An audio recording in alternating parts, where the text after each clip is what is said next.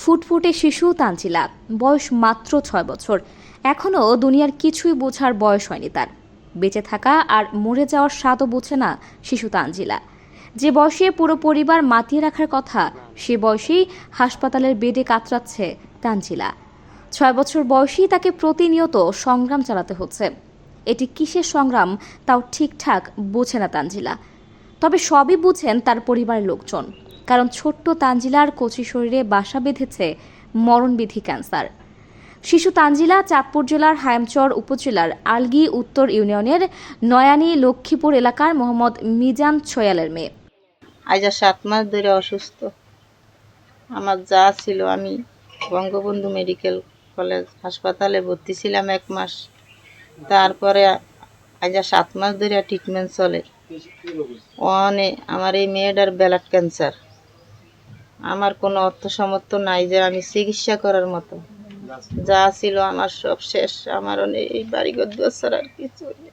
যদি দয়া করে কিছু সাহায্য করেন তাহলে আমি আমার ওই মায়ের চিকিৎসা চালাইতে নাইলে আর পারুম না। আমার এই প্রতিবন্ধী মেয়ে মনে করেন যে অনেক টাকা পয়সা আমি নষ্ট করে লেছি। এই মেয়ে লিগে বোবা। এরপরে এই মেয়ে মনে করেন যে পড়ালেখা করাইছি মেট্রিক পর্যন্ত, আরও বিয়ে পড়ছে। পুরোটা এই মেয়ে আমি বিয়ে শাদী দিছি। এখন এই মেয়ে আছে, এরপরে আবার এই বাচ্চার আমাদের এই মেয়ের আবার এই আক্রান্ত হয়েছে ক্যান্সার রোগে। আজকে বিগত মনে করেন যে 6 মাস দেশে চিকিৎসা করছি 2 মাস।